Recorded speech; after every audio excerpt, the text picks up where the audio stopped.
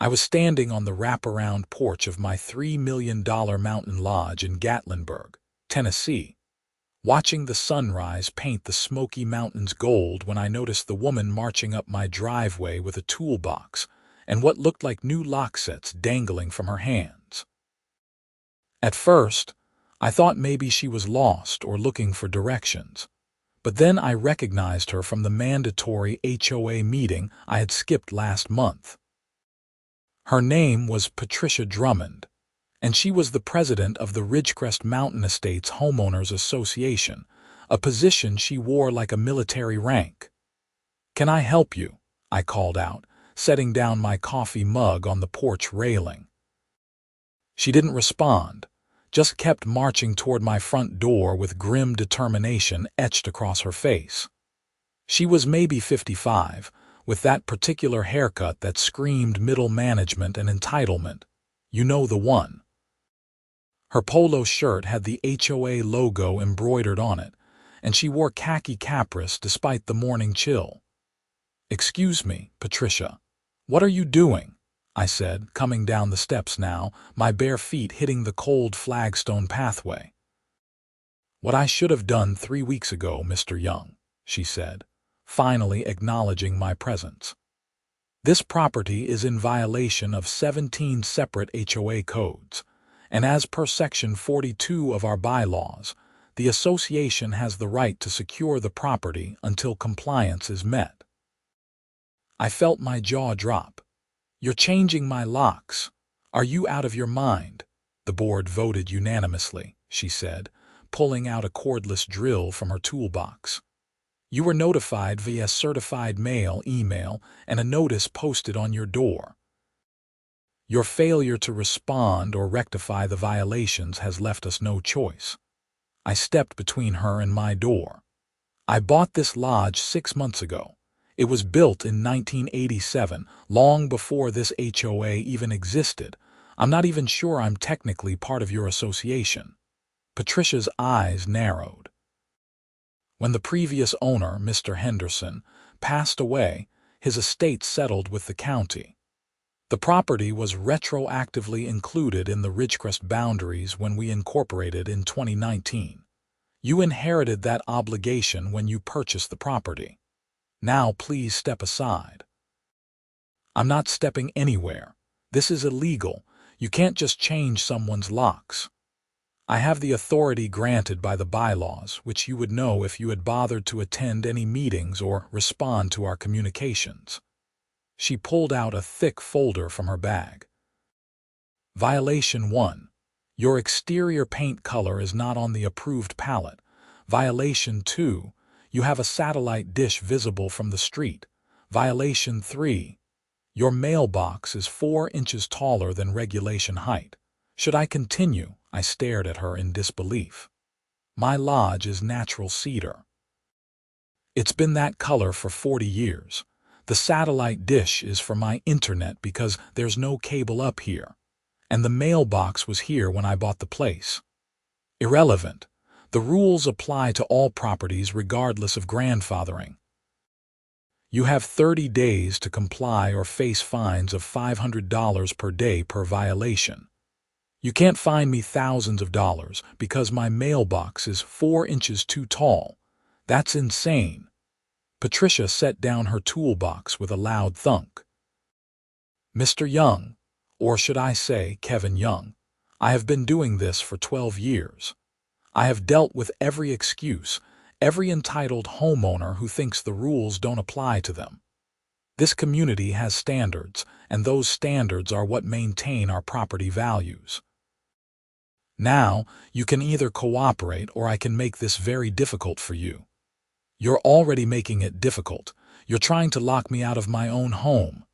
"Temporarily secure the property," she corrected. "You'll receive a key once you've signed the compliance agreement and paid the outstanding fines, which currently total $8,500. That's when I pulled out my phone. "I'm calling the sheriff." "Go ahead," Patricia said, actually starting to remove my door handle. "Sheriff Morrison and I go way back. His wife is on the HOA board." I dialed anyway. The Sevier County Sheriff's Department answered on the third ring, and I explained the situation to the dispatcher. She sounded skeptical, but said she'd send a deputy out. I stood there, watching Patricia work on my lock, feeling completely surreal about the whole situation.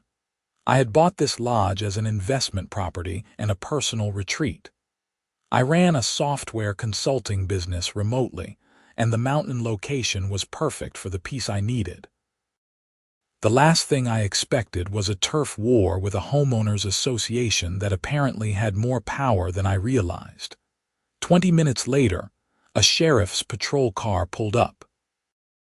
Deputy Martinez stepped out, a young guy, maybe early 30s, and he looked between Patricia and me with the expression of someone who had dealt with HOA disputes before and wasn't thrilled about it. "Morning, folks. What seems to be the problem?" Patricia spoke first, naturally. "Deputy Martinez, good morning. I'm Patricia Drummond, president of the Ridgecrest Mountain Estates HOA. I'm here executing a legal property securing as outlined in our bylaws, Section 42, Subsection D. Mr. Young here is attempting to obstruct official HOA business." "Official HOA business," I said. "She's changing my locks because my mailbox is too tall." Deputy Martinez held up a hand. "Okay, one at a time. Miss Drummond, do you have documentation authorizing this action?" She handed him the folder immediately. He flipped through it, his expression growing more tired with each page. "Mr. Young, have you received these violation notices?" "I got some letters, yeah, but I didn't think they were serious. They were complaining about things that are either original to the property or completely reasonable." "Did you respond to the notices?" "No, because they were ridiculous," the deputy sighed. "Here's the thing. Tennessee law does grant HOAs certain enforcement powers if they are properly filed with the county and their bylaws meet state requirements.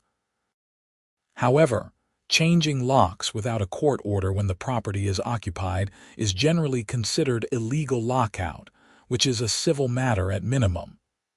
"It's not a lockout," Patricia insisted. "It's a security measure for code compliance." "Madam, if you change his locks and don't give him immediate access to his property, that's a lockout. He lives here.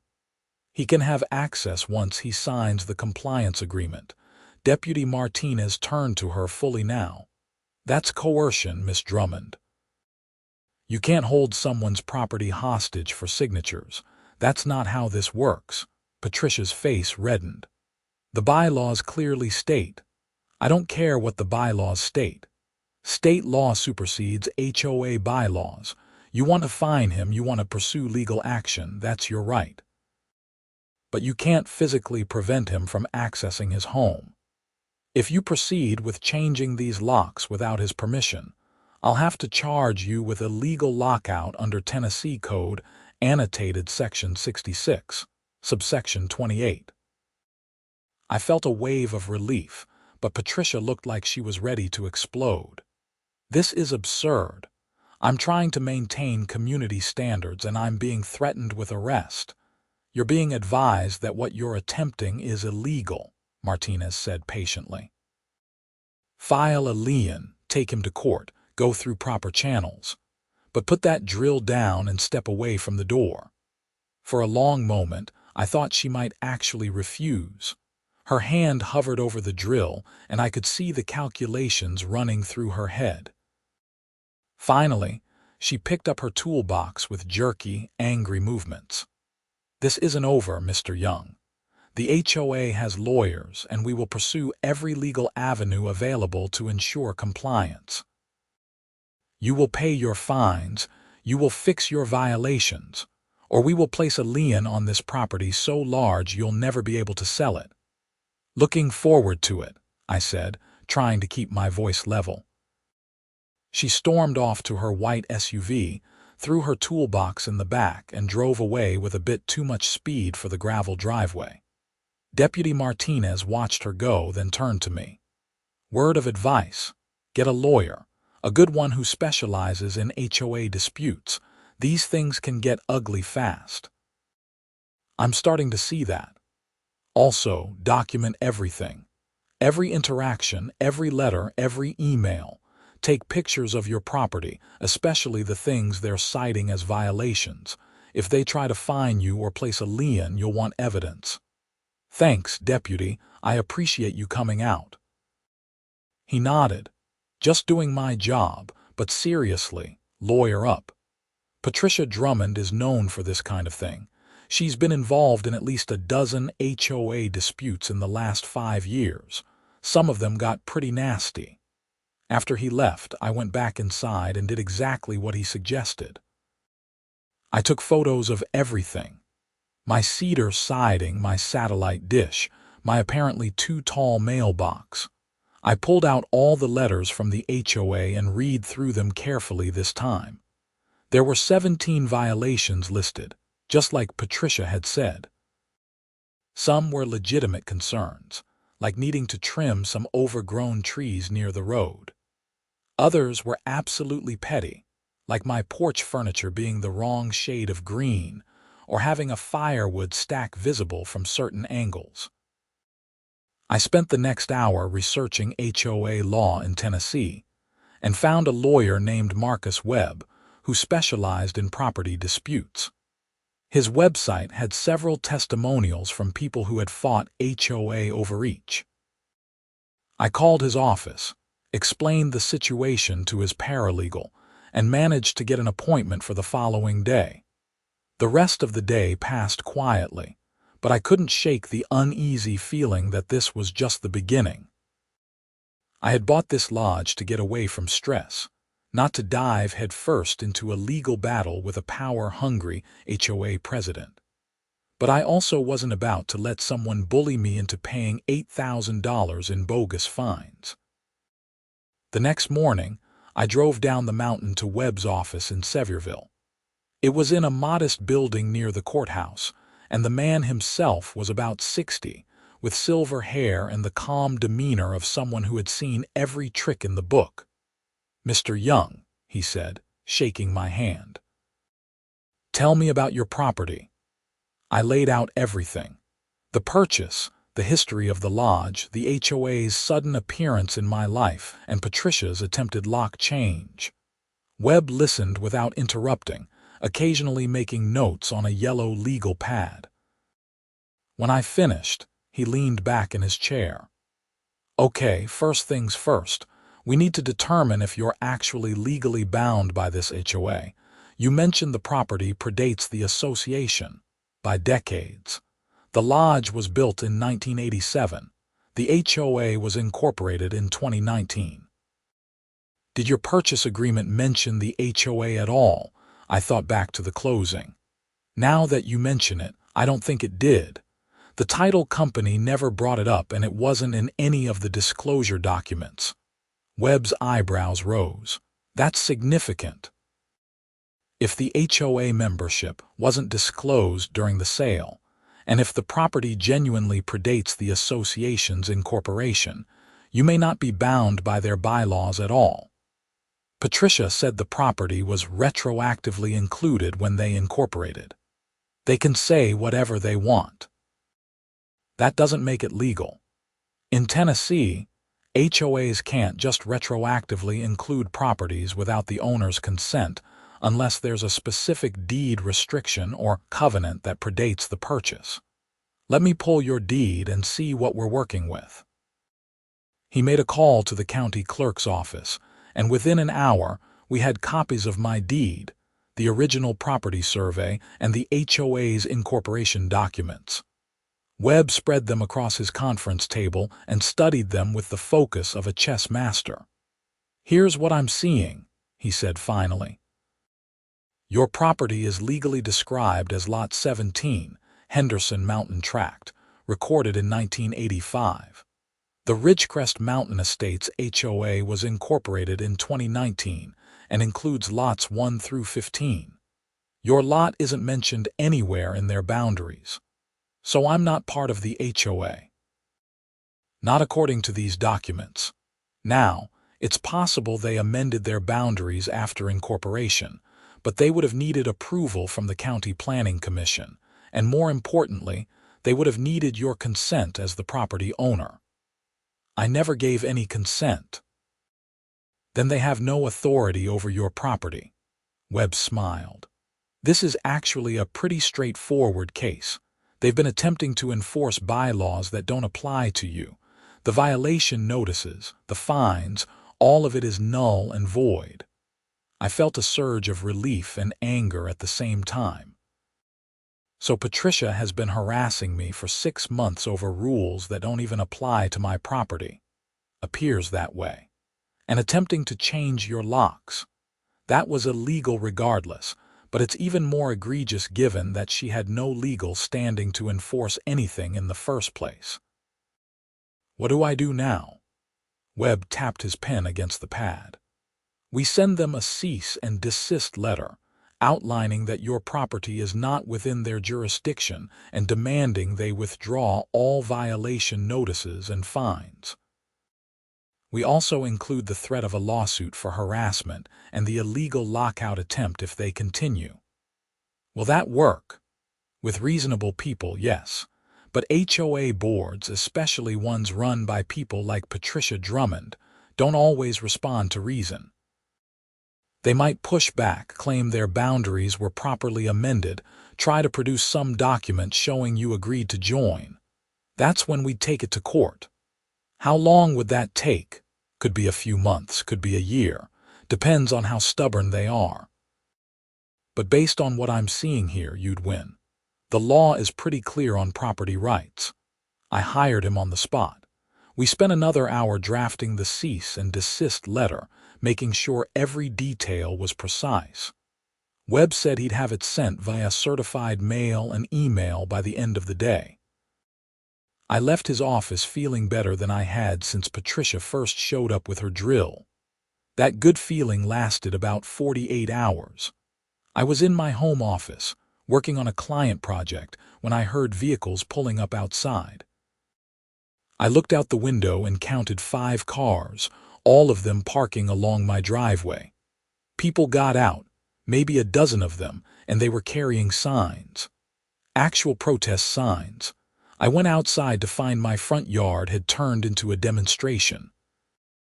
The signs read things like respect community standards and code compliance matters, and my personal favorite, no free riders.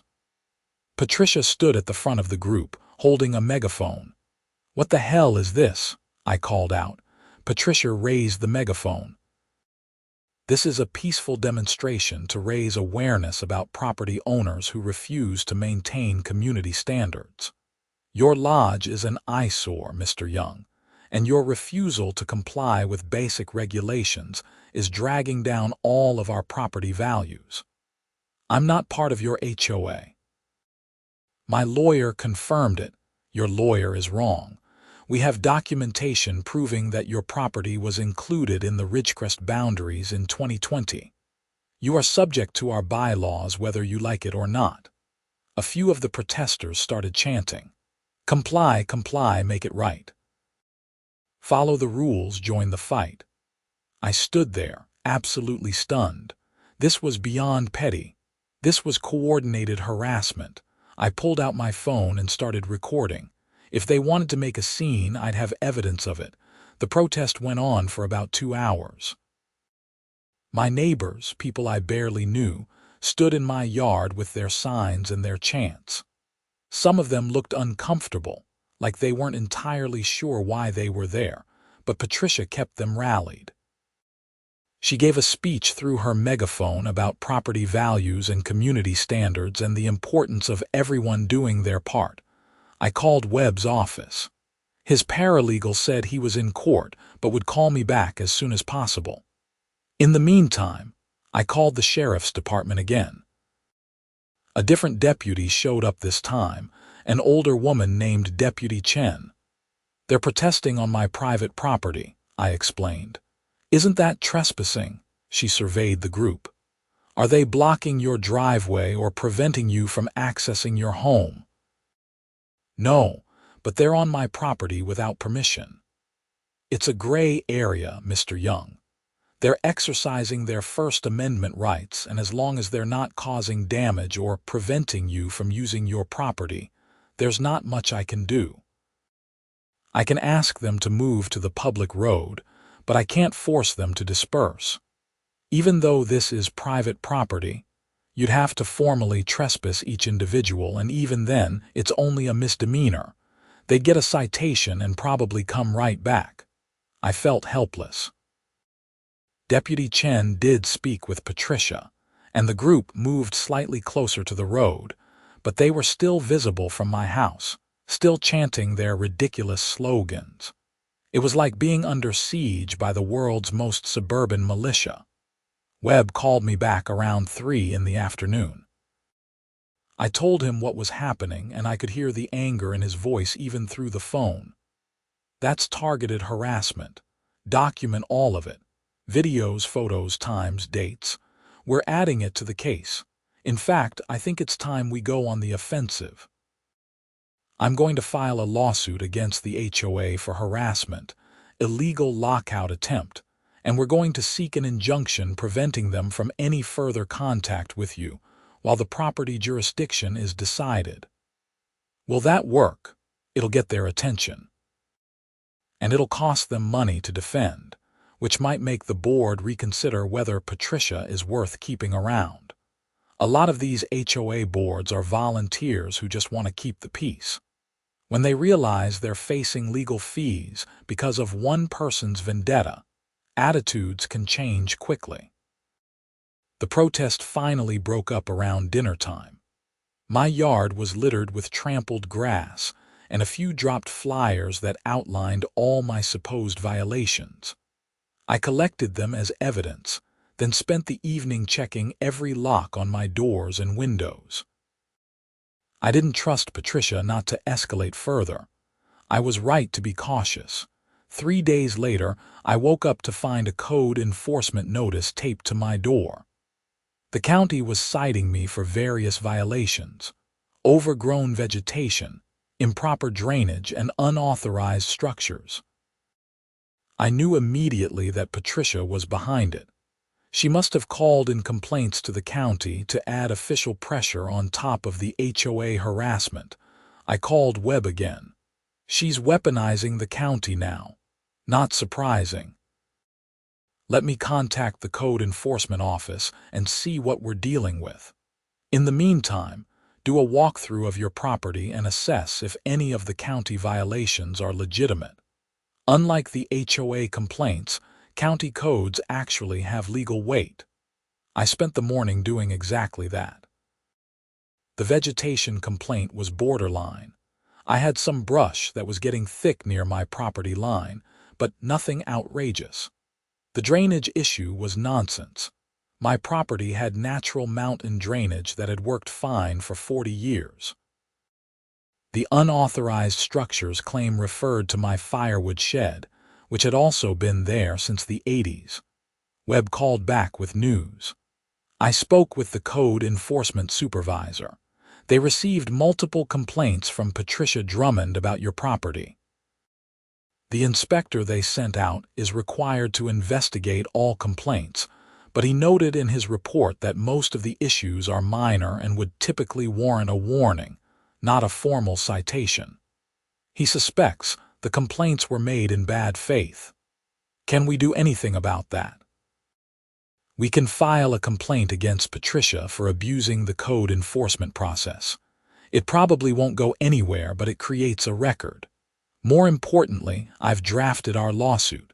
We're filing tomorrow.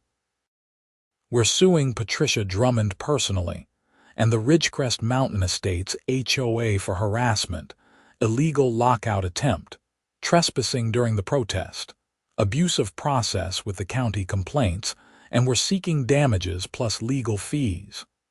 How much are we asking for? $50,000 in compensatory damages, punitive damages to be determined, and all legal fees. It's enough to hurt without being frivolous. What happens next? They get served. They have 20 days to respond. Most likely, their insurance will kick in and they'll get a lawyer. Then we go through discovery, depositions, and either we settle or we go to trial. You think they'll settle? Depends on how deep Patricia's claws are in that board. If the other board members are reasonable, they'll see this as a liability and force her to back off. If they're all drinking the same Kool-Aid, this could drag out. The lawsuit was filed the next day. I know because Patricia showed up at my door that evening, waving the papers in my face. She wasn't alone this time. She had 2 other women with her, both around her age, both with that same aggressive entitlement radiating off them. "You're suing us," Patricia shouted before I could even say hello. "You're suing the HOA because we're trying to maintain basic property standards. I'm suing you because you tried to illegally change my locks, and you've been harassing me for months over rules that don't even apply to my property," I said calmly. "Those rules apply to everyone in Ridgecrest. I'm not in Ridgecrest. My property predates your HOA and was never legally included in your boundaries." One of the other women stepped forward. "I'm Cheryl Montgomery, HOA Vice President. Mr. Young, I think there's been a misunderstanding. Perhaps we can sit down and discuss this like adults." I almost laughed. "Your president tried to lock me out of my house. There's no misunderstanding." "Patricia was acting on the board's authority," Cheryl said, though she shot a look at Patricia that suggested maybe the board hadn't authorized everything. "But perhaps we can find a compromise. If you agree to address some of the more visible violations, maybe we can reduce the fines and move forward. There won't be any fines because your HOA has no authority over my property. That's what the lawsuit is about. Now please get off my porch." Patricia's face was bright red. "You're making a huge mistake. We have resources. We have lawyers on retainer. We will bury you in legal fees." "Looking forward to it," I said, and closed the door in their faces. Through the window, I watched them argue on my driveway. Cheryl seemed to be upset with Patricia, gesturing angrily while the third woman tried to play peacemaker. Eventually they left, but I had a feeling this was far from over. The next few weeks were relatively quiet, which made me nervous. I knew the HOA had received the lawsuit. Webb confirmed they'd filed an acknowledgement with the court, but there was no immediate response, no countersuit, no further harassment. It felt like the calm before a much bigger storm. I used the quiet time to address the county code violations, even though most of them were bogus. I trimmed back the brush, added some gravel to improve drainage visibility, and got a permit for my firewood shed after proving it had been there since the original construction. The code enforcement inspector came back out, a friendly guy named Tom who admitted off the record that he knew the complaints were HOA-driven. "Happens more than you'd think," he told me. "HOAs can't get someone to comply with their rules, so they call us hoping we'll find something legitimate. Usually we don't find much. Your property is actually in pretty good shape. Tell that to Patricia Drummond," he laughed. "Oh, I know Patricia. She's called in complaints on at least 20 properties in the last year. Half of them were dismissed. She's persistent, I'll give her that." The calm broke about 6 weeks after the lawsuit was filed. I received a notice that the HOA was countersuing me for defamation, claiming my lawsuit contained false statements about Patricia and the board. They were also seeking a court order requiring me to comply with HOA bylaws pending the resolution of the jurisdiction question. Webb wasn't surprised. Standard intimidation tactic. The defamation claim will get tossed because everything in our lawsuit is factually accurate and documented. The compliance order is more concerning, but I don't think they'll get it. The judge will want to see clear proof that you're actually part of the HOA before ordering compliance. The court date for the preliminary hearing was set for October 15th. That gave us 2 months to prepare. Webb spent that time gathering evidence, taking depositions, and building our case. I provided him with everything: photos, videos of the protest, copies of all the violation notices, the county code enforcement paperwork, and witness statements from Deputy Martinez and Deputy Chen about the lockout attempt. Meanwhile, life at the lodge became increasingly uncomfortable. I noticed cars driving slowly past my property at odd hours. Someone filed a false noise complaint with the county, claiming I was running loud machinery late at night. I wasn't, and when the sheriff's deputy came out to investigate, he found nothing. Another complaint claimed I was running an illegal business from my property. Again, investigated and dismissed. Patricia was trying to get me any way she could, throwing everything at the wall to see what would stick. Webb advised me to keep documenting but not to engage. She wants you to lose your temper, to do something she can use against you in court. Don't give her the satisfaction. It was harder than it sounded. One morning, I found paint splattered on my mailbox, the too tall one that had started this whole mess. It was the approved HOA color, ironically, a specific shade of forest green. I couldn't prove it was Patricia or someone from the HOA, but the message was clear. Another day, I came home to find a "for sale" sign in my yard, not from any real estate company I recognized. When I looked closer, it was fake, printed on cheap plastic with eyesore property discount pricing written in marker. I pulled it up and added it to my evidence pile. The psychological warfare was exhausting. I had bought this lodge to find peace, and instead, I was living in a constant state of vigilance. I started keeping my doors locked at all times, installed security cameras around the property, and made sure someone always knew where I was when I left the house. Webb kept reassuring me that we had a strong case, but the stress was getting to me. I wasn't sleeping well. My work was suffering because I couldn't concentrate. I found myself constantly checking the cameras, waiting for the next incident. Then, about a week before the hearing, something happened that changed everything. I was reviewing footage from my security cameras, checking the previous night's recordings out of habit, when I noticed something odd. Around 2 in the morning, a figure approached my front door. The camera angle was perfect. I could see exactly what they were doing. It was Patricia, and she was trying to pick my lock. I watched, stunned, as she worked on my door for almost 15 minutes before giving up. She looked directly at the camera at one point, and I wondered if she even knew it was there. Probably not, or she wouldn't have been so brazen. I immediately called Webb and sent him the footage. His response was immediate and intense. "This is attempted breaking and entering. We need to get this to the sheriff right now. This isn't just civil harassment anymore. This is criminal." I drove to the sheriff's office that afternoon with a copy of the footage. I met with Detective Sarah Brennan, who handled property crimes. She watched the video 3 times, her expression growing more serious with each viewing. "That's definitely Patricia Drummond," she confirmed. "I know her from previous complaints, and that's definitely attempted breaking and entering, possibly attempted burglary depending on her intent." "When did this happen?" "Last night around 2 in the morning. "And you're sure you didn't give her permission to be on your property or access your home?" "Absolutely not.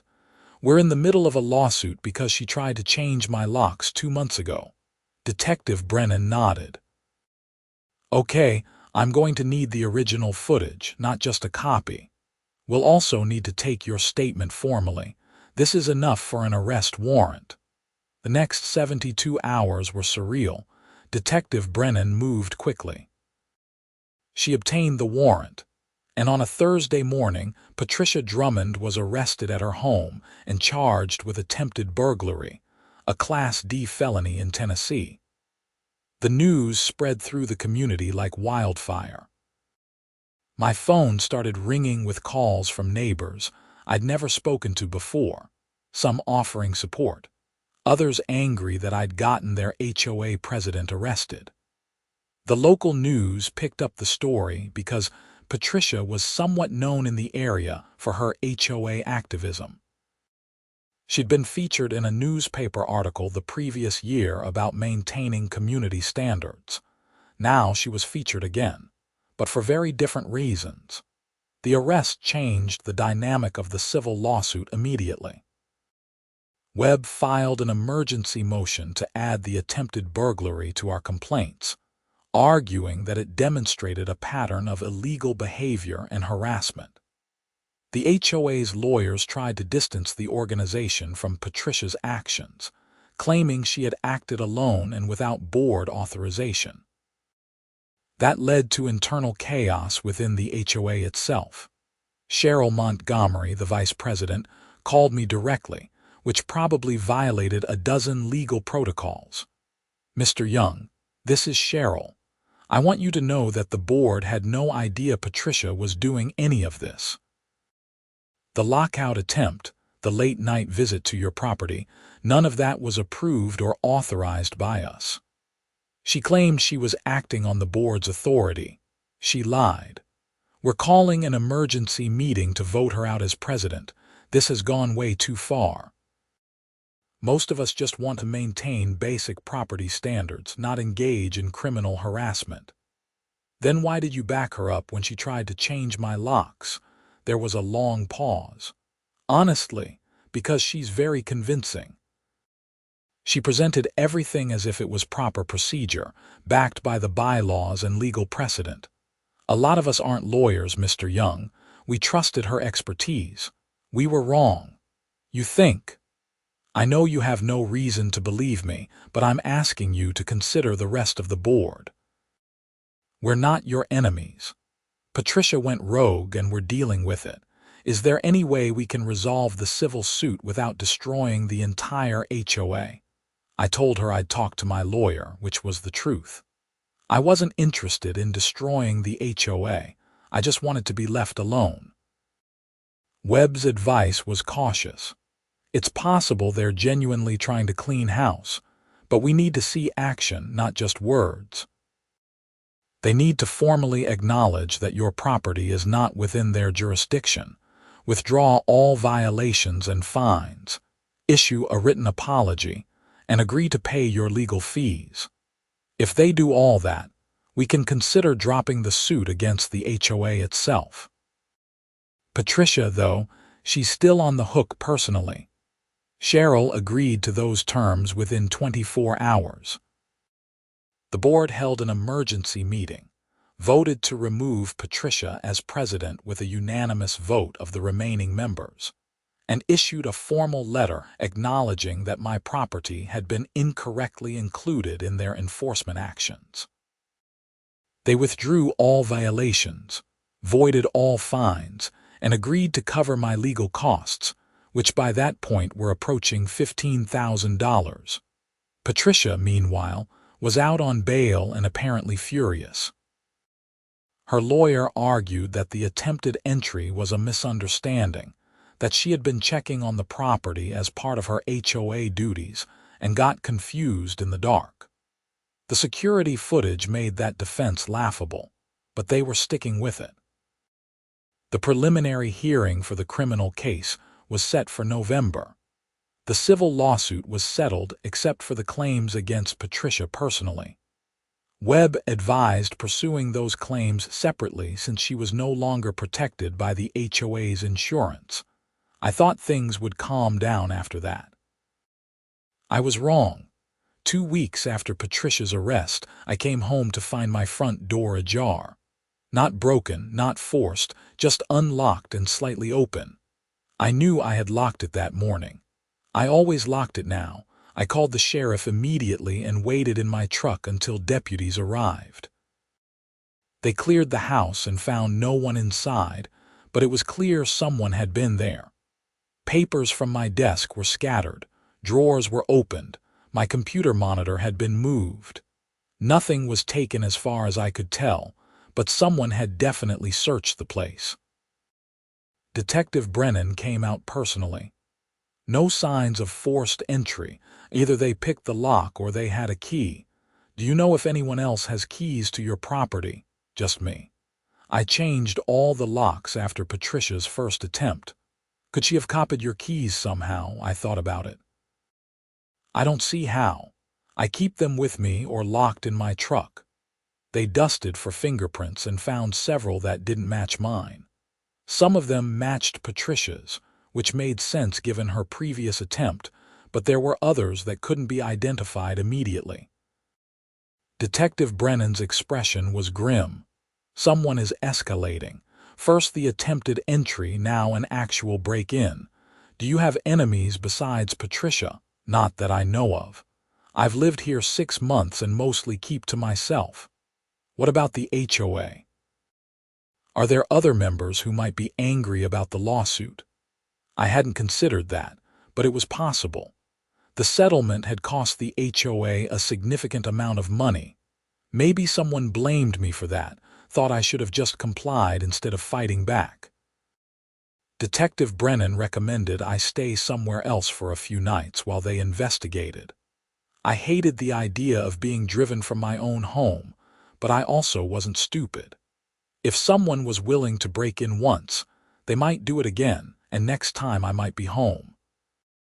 I checked into a hotel in Pigeon Forge and spent 3 uncomfortable nights jumping at every sound. Webb kept me updated on the investigation. The fingerprints belonged to Patricia and 2 other people who were eventually identified as her husband Mark and her adult son Tyler. Both claimed they had never been to my property, which was an obvious lie given the evidence. The detective brought all 3 in for questioning. Mark and Tyler eventually admitted they had accompanied Patricia to my property, but claimed it was just to check on things at her request. They maintained they didn't go inside, which contradicted the fingerprint evidence found on my interior door handles and desk. Patricia's lawyer must have realized how bad this looked because he negotiated a plea deal. Patricia would plead guilty to criminal trespass. A Class C misdemeanor and attempted burglary charges would be dropped. She'd pay a fine, get probation, and be ordered to have no contact with me or my property. It felt like a slap on the wrist for everything she'd put me through, but Webb explained that proving the burglary charge beyond reasonable doubt was harder than it seemed. The trespass conviction would at least be on her record, and the no-contact order was enforceable. Plus, Webb added, we're still pursuing the civil suit against her personally. That's where you'll see real consequences. The civil trial was scheduled for February. In the meantime, I finally had some peace. Patricia was legally barred from contacting me. The HOA had formally acknowledged I wasn't under their jurisdiction. The county code violations had been cleared. For the first time since I bought the lodge, I could actually enjoy it. I spent December and January making improvements to the property, but on my terms. I upgraded the satellite internet to a faster system, installed solar panels to reduce my electricity costs, and built a proper workshop in what used to be a storage shed. None of it required HOA approval because, as established, I wasn't part of the HOA. The civil trial in February was anticlimactic compared to everything that had come before. Patricia's lawyer tried to argue that she had been acting in good faith as HOA president, but the evidence was overwhelming. The attempted lock change, the protest, the attempted break-in, the actual trespass, all of it painted a picture of obsessive harassment. The jury deliberated for less than 4 hours. They found in my favor on all counts and awarded me $35,000 in damages plus my legal fees. Patricia looked like she'd aged 10 years when the verdict was read. Her husband sat beside her, his face buried in his hands. I didn't feel triumphant, just tired and relieved. This whole ordeal had consumed almost a year of my life. A year of stress, legal bills, sleepless nights, and constantly looking over my shoulder. All because a woman with a clipboard and too much authority thought my mailbox was too tall. After the trial, Webb and I went out for dinner to celebrate. He raised his beer in a toast to property rights and persistent clients. I clinked my glass against his. To lawyers who actually give a damn. So what's next for you? Going to sell the lodge and get out of Dodge? I'd thought about it, honestly. But the lodge wasn't the problem. It was beautiful, peaceful, exactly what I'd wanted when I bought it. The problem had been Patricia and her crusade to control everything around her. No, I said, I'm keeping it. That place is mine, and I'll be damned if I let someone chase me away from it. Webb grinned. Good. You've earned the right to enjoy it. The final chapter of the saga came in March when Patricia failed to pay the judgment. Webb filed for enforcement, and the court ordered a lien on Patricia's own home. Turned out the HOA's insurance hadn't covered her personal liability, and she didn't have the assets to pay $35,000 plus legal fees out of pocket. Her house was in the Ridgecrest HOA, ironically. The lien would sit there until she sold or refinanced, at which point I'd get paid from the proceeds. It was poetic justice in a way. The woman who had tried to put a lien on my property for bogus violations now had a real lien on hers. I ran into Cheryl Montgomery a few months later at a grocery store in Sevierville. She looked uncomfortable when she saw me, but came over anyway. Mr. Young, I wanted to apologize again for everything that happened. The board has completely restructured how we handle violations. We've added oversight requirements and mandatory legal review before any enforcement actions. What Patricia did should never have been possible. I appreciate that, I said, and I meant it. I never had a problem with the concept of an HOA, just with how she was running things. For what it's worth, the community is better off without her in charge. Property values have actually stabilized now that we're not chasing people away with ridiculous complaints. We talked for a few more minutes, cordial but not exactly friendly. As I loaded groceries into my truck, I thought about how strange the whole experience had been. I'd moved to Tennessee for peace and quiet and ended up in a legal war that made local news. But I'd won, not just in court, but in principle. I'd stood up to someone who thought their title and their clipboard gave them unlimited authority, and I'd proven them wrong. The lodge was mine, free and clear of HOA nonsense, and I could live there however I wanted. I drove back up the mountain as the sun set, painting the Smokies in shades of orange and purple. My too-tall mailbox stood at the end of the driveway, a monument to the absurdity that had started everything. I'd thought about replacing it with something regulation height just to eliminate the visual reminder, but I'd decided against it. That mailbox had become a symbol of sorts, a reminder that standing your ground matters, even when it's inconvenient and expensive and stressful. The lodge looked perfect in the fading light, the cedar siding weathered and natural, the satellite dish pointing skyward for my internet connection. The firewood neatly stacked under the shed I'd legitimized with a county permit. Every violation Patricia had cited was still there, unchanged, because none of them had ever been violations in the first place. I unlocked my front door, the same lock that Patricia had tried to change, tried to pick, tried to access through pure stubborn will. But she'd failed, and the sheriff had made sure of it. Deputy Martinez's words came back to me from that first morning. State law supersedes HOA bylaws. It was a simple truth, but one that Patricia had never understood or accepted. She'd believed her position gave her power over everyone in the vicinity.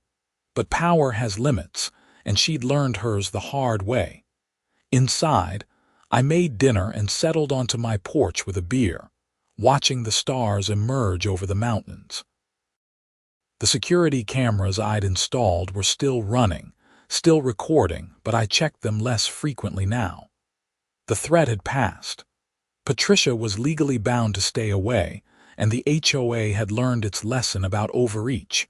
My phone buzzed with an email from a potential client. Life was returning to normal, or at least to the version of normal I'd hoped for when I first bought this place.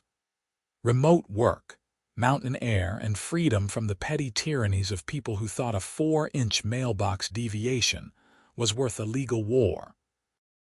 I thought about all the people who probably faced similar situations every day.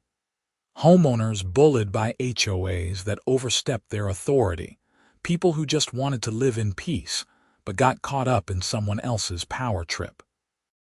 Some of them probably gave in, paid the fines, painted their houses approved colors, and trimmed their hedges to exact specifications just to make the harassment stop.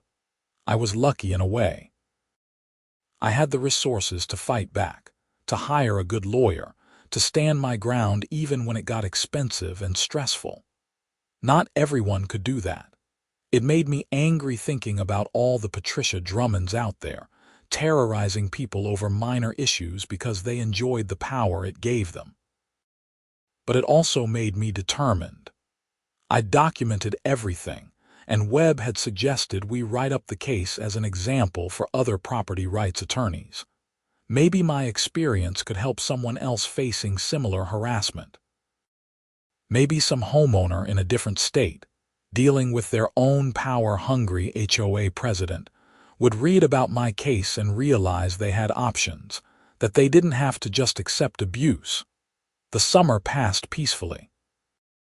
I worked on my consulting projects, hiked the surrounding mountains, and actually enjoyed the lodge the way I'd intended from the beginning. Neighbors who had participated in Patricia's protest stopped by occasionally to apologize. Some of them seemed genuinely embarrassed about the whole thing. Others were just curious about what had really happened, since rumors and local news stories only told part of the tale. I was cordial but cautious. Trust, once broken, takes time to rebuild, and some of these people had stood in my yard with signs calling me a freeloader because Patricia had convinced them I was the problem. Still, I understood that she'd been manipulative and convincing. Most of them were just regular people who'd gotten caught up in her crusade. In August, I got a notification that Patricia's house had sold. The lien on her property meant the judgment was paid from the proceeds of the sale. After lawyer fees and costs, I netted about $40,000 from the entire ordeal. It didn't cover the stress or the lost time, but it was something. More importantly, it was accountability. Webb sent me a text with the news. Patricia has officially left the state, moved to Florida. Probably for the best. I couldn't help but laugh. Florida, the land of even more HOAs with even more Byzantine rules. I almost felt sorry for her future neighbors. Almost. Life continued. Fall came to the Smokies, painting the mountains in spectacular colors. I hosted my first guests at the lodge, old friends from my previous life in Chicago who wanted to escape the city for a long weekend. We sat around the fire pit, drank good whiskey, and I told them the whole story. They were appalled and entertained in equal measure. "You should write a book," my friend Daniel suggested. "Seriously, this is better than fiction." "Who'd believe it?" I countered.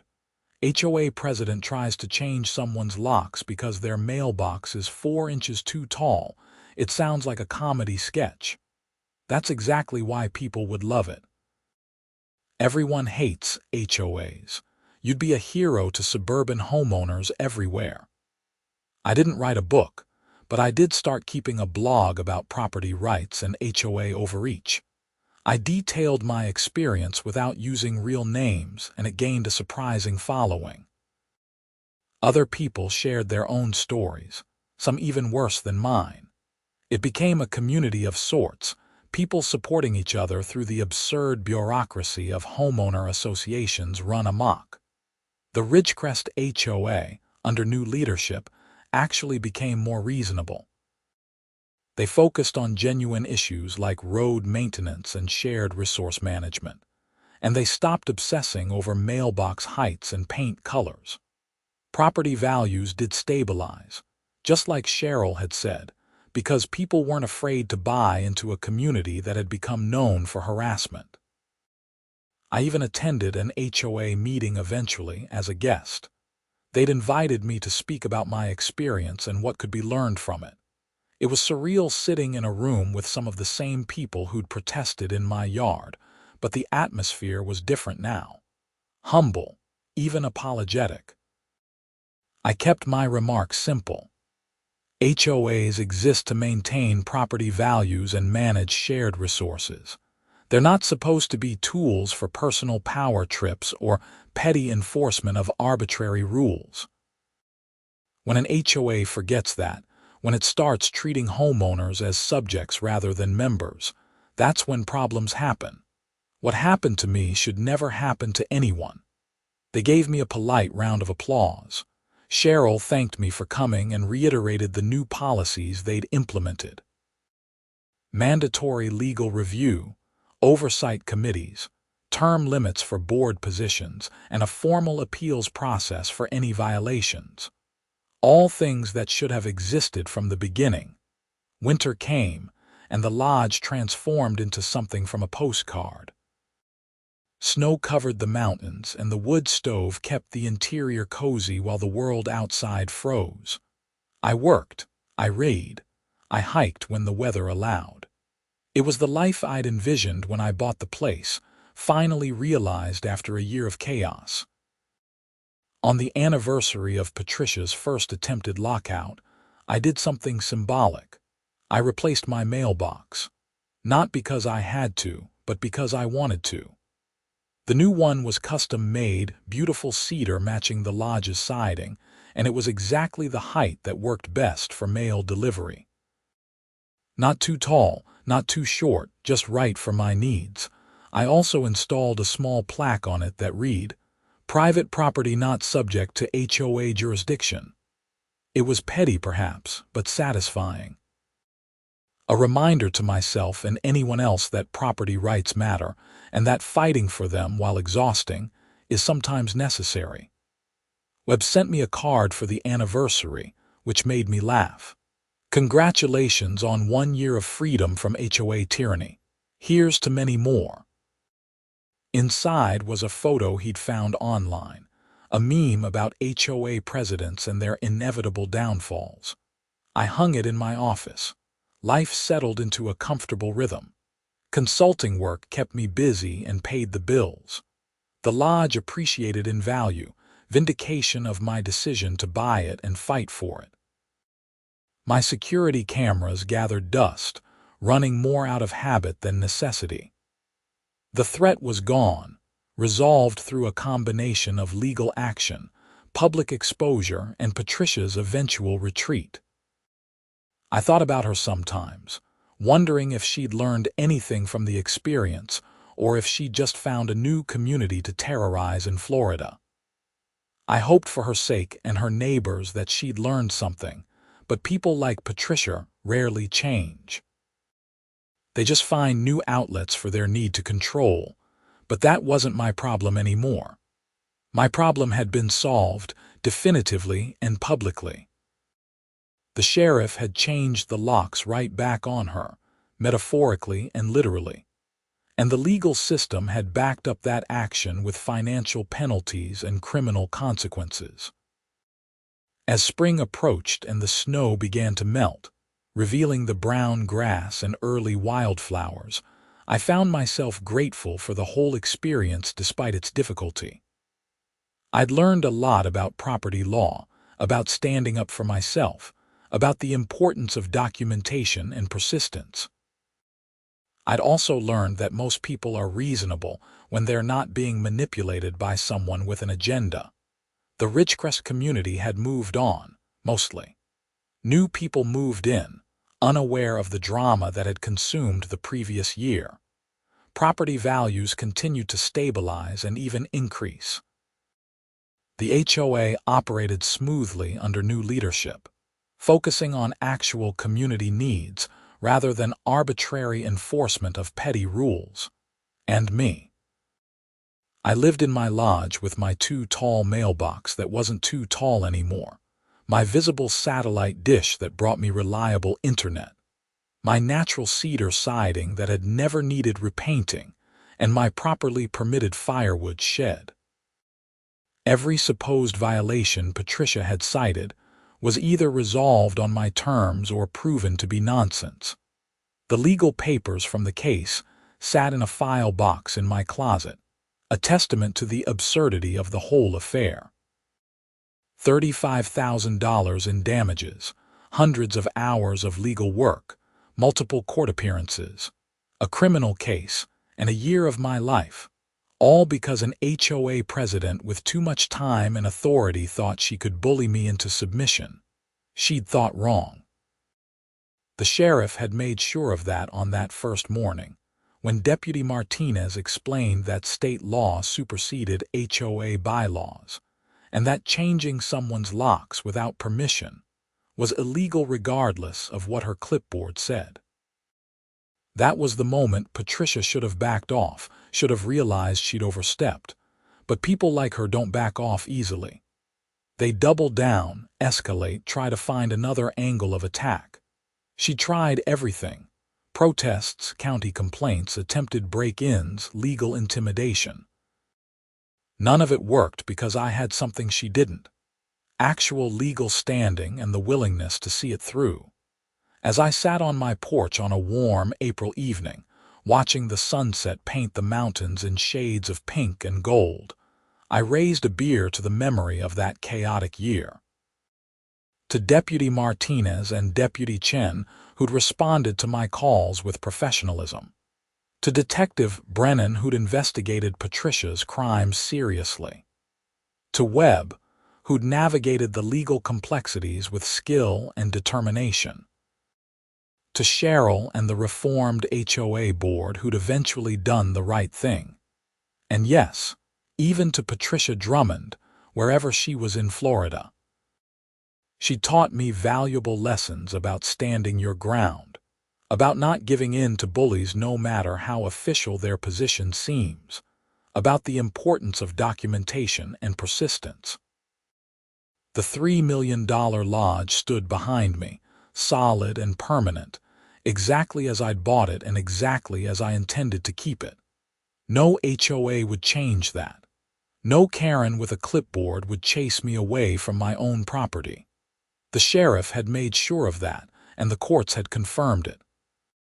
This was my home, my sanctuary, my $3 million piece of Tennessee mountain paradise. And it was staying that way, mailbox height and all. The story had a good ending after all, the kind where the person who stood up for their rights actually won, where justice prevailed even if it took time and money and stress to achieve it. I finished my beer and went inside, locking the door behind me with the locks I'd chosen, the locks Patricia had tried to change but failed to touch. In the morning, I'd wake up to another beautiful mountain sunrise, make my coffee, and start another day of peaceful living in the home I'd fought to protect. The HOA saga was over. Life at the lodge was just beginning. And somewhere out there, maybe someone else facing similar harassment would hear about my case, would learn that they didn't have to accept abuse from power-hungry board members, would find the courage to stand their ground. That possibility made everything worthwhile. The stress, the legal bills, the sleepless nights, all of it had meaning if it helped even one other person protect their property rights from HOA overreach.